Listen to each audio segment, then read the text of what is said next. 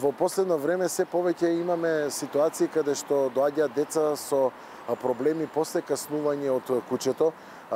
потокму дека децата, точно дека децата се сите тие таа одредена група која што почесто се надвори и се мета на напад од кучињата. Знаеме зашто тоа се случува, бидејќи кучињата треба да имаме фактот и знаење дека кучињата се тие кои што детето го гледаат и како животно, бидејќи и тоа им е представено. Децата се и помали и одговараат на нивната тежина и токму на сето она што е предмет за напад. Децата се и тортурирачи на кучињата, тие најчесто ги на некој начин кучињата и малтретираат, знаеме дека ги напаѓаат и со камињи и токму заради тоа куќето многу памти го враќа сето тоа. Проблемот е поголем бидејќи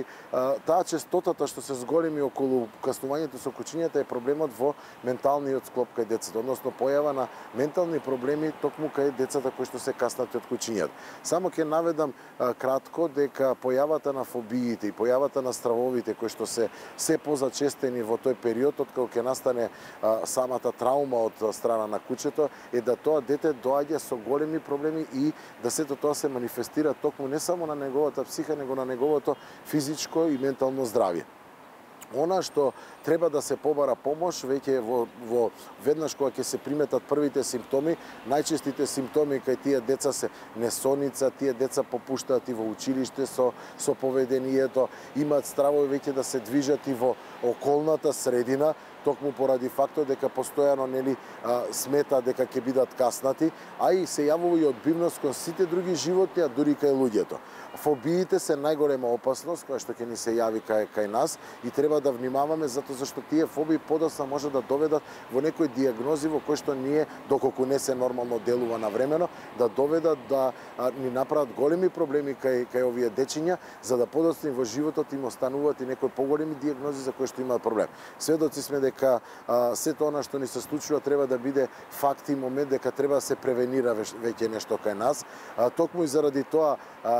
станав дел на тој проектот околу заштитата на луѓето кои што се каснати од угризите од кучињата, кои што имаат напад од самите животни, да на некој начин превенираме како да не дојде до тоа, да не настане таков момент, за да ги на некој начин и децата едуцираме, а со тоа и возрастните. Буквално да направиме еден вид превенција преку која што ќе прикажеме како на децата, така и на родителите и на едукаторите и на наставниците да го на некој начин преодвратиме тоа напаѓање или да бидеме подготвени за тој напад.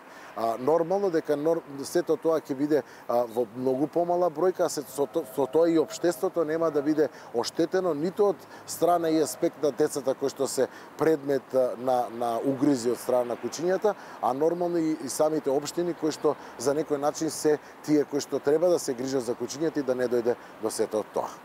Нормално треба да се напомене дека веќе во нашето модерно општество треба да говориме за превенција. Сите држави говорат за превенција, кај нас за тоа не се говори. Еве да почнеме да бидеме првата ластовичка која што ќе го донесе сето тоа како еден нов бран да постои превенција во нашата држава, а поготово за сите оние проблеми кои што ќе ја засегнат менталнијата проблематика токму кај децата, а децата се нашата иднина. Благодарам.